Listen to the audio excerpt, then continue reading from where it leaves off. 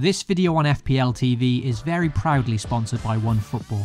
With a rating of 4.8 out of 5 from now over 100,000 reviews on the App Store, OneFootball truly is the biggest and best app for football news, scores and stats from hundreds of leagues all over the world.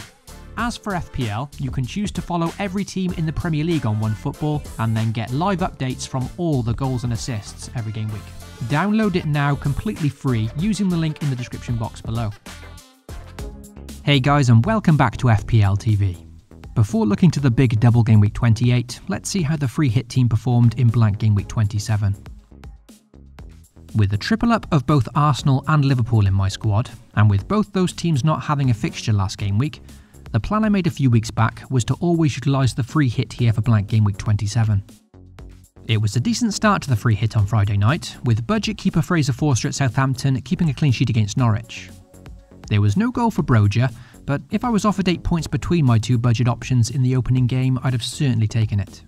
A solid start, but sadly things didn't improve much from here. One of the benefits of free hitting in game week 27 was the ability to bring in Burnley assets, who were notably the only team last week to boast a double game week. But unfortunately, and no disrespect here, but Burnley performed, well, like Burnley. And that resulted in a pitiful outcome of all three firing blanks in both games. Bookings, injuries before half-time, you name it. To be fair, it's not too surprising of an outcome, but on a free hit, essentially a one-week punt, I felt I had to take that chance on three double game week players.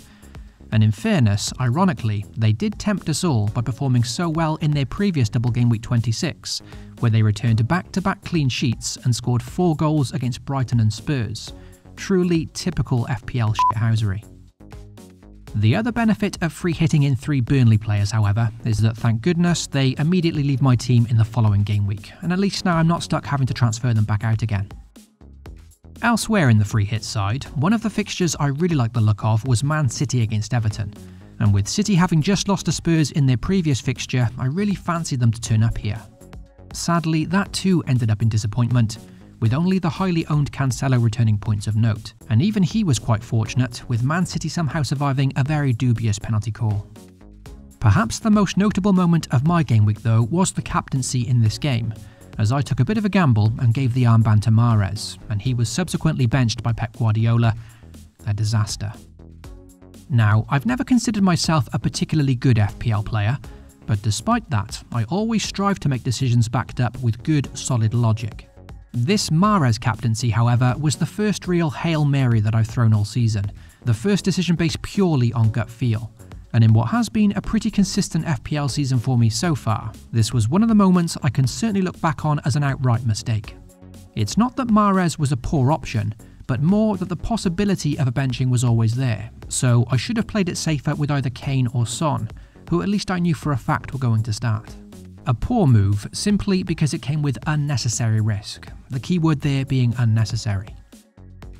In the case of Mahrez, it was definitely down to a poor decision, but in other areas of my free hit, there was certainly some bad luck along the way as well in my opinion, particularly with the inclusion of Bruno Fernandes, who somehow didn't return points against Watford.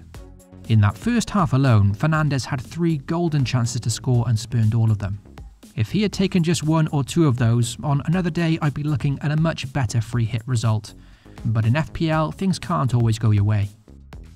So for game week 27 on the free hit, it resulted in an extremely underwhelming score of 53. Of course, it was still much better than what my actual squad scored, so that's a positive. But that was always going to be the case, considering this was part of a longer term plan and half my team didn't have fixtures last week. What I really needed for this free hit to be deemed successful was for my team to do significantly better than those who didn't use the free hit chip, and sadly that's where I failed. My rank stayed the same last week, starting at 36k and finishing at 36k. So, on the face of it, by no means a disaster, considering I had a 1-pointer captaincy calamity from Mahrez. But seeing as though I've now blown a priceless free hit chip in the process and made no progress, well that's a bitter blow to the season. And surpassing my personal best of 22k now may have just become a lot harder than it was before. Let's move on to game week 28 now, and with a big double game week on the horizon, and with my team looking in decent shape to take advantage with the bench boost chip ready to go, let's see how the squad currently lines up. Also, if you do enjoy the content here at FPL TV, then be sure to leave a like and most importantly get subscribed. You can also hit the notification bell so you always know when a new video goes live. As just mentioned, the squad this week is looking in very good shape for the upcoming doubles, as it was planned to be with the wildcard in Gameweek 26, with currently 8 players boasting 2 fixtures, and considering the free hit part of the plan from last week flopped, I'll certainly be hoping my fortunes can change for Gameweek 28, with also a very stacked bench ready to go for the bench boost. If I place all my double Gameweek players into my starting 11 this week, then that basically leaves me with triple Arsenal on the bench boost, which when looking at it that way doesn't feel the best, and a poor display from them against Watford could render this chip pretty useless. But with that said, I still think this is a good solid time for me to use it, and it's what I had planned to do from 2 weeks back. If I were to go back on that decision now, then I'd just be stuck with plenty of good options on my bench every game week waiting for another good chance to use it. If I instead get the bench boost chip out of the way now, it will then allow me to focus my funds more on my starting 11 for the remaining game weeks of the season.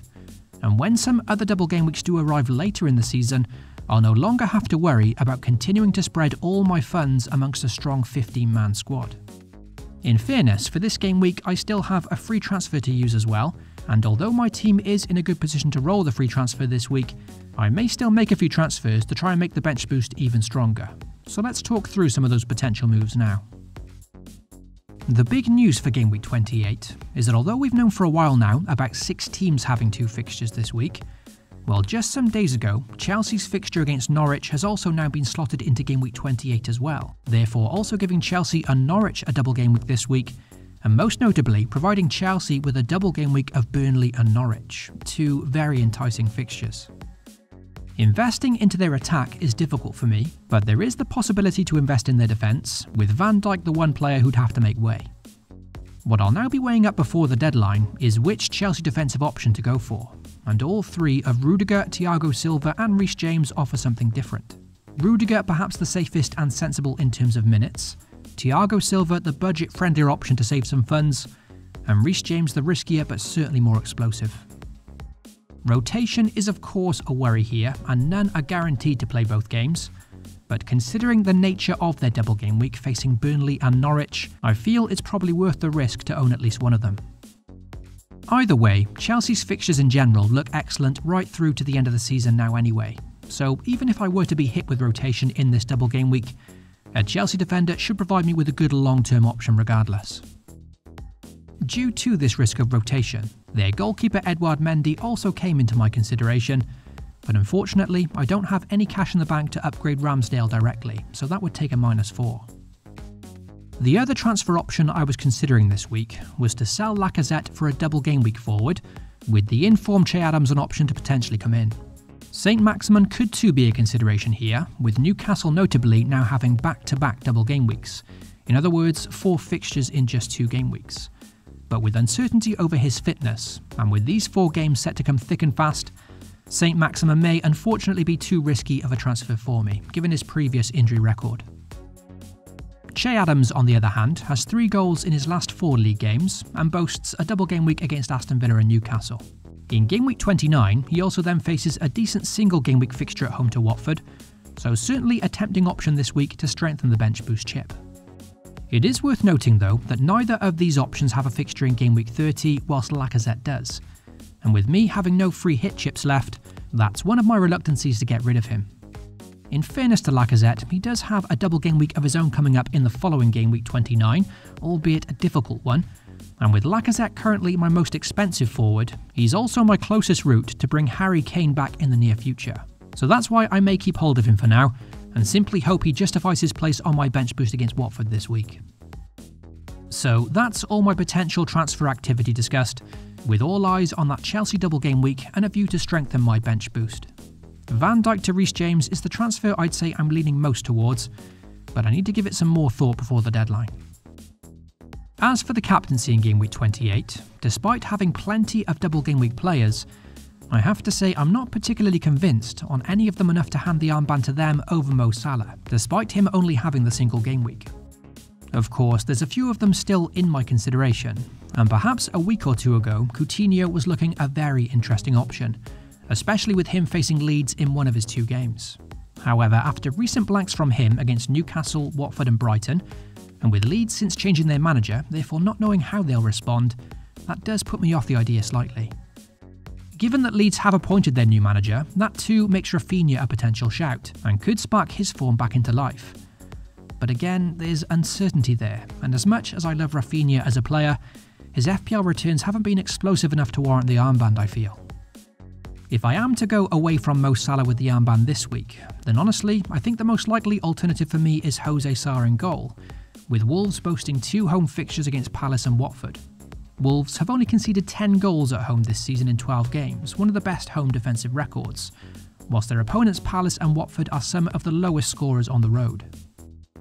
Due to my Mahrez captaincy horror show last game week though, I think I'm keen to just go back to basics this week and hand the armband to Mo Salah at home to West Ham, a side that just shipped 3 goals in midweek to Southampton.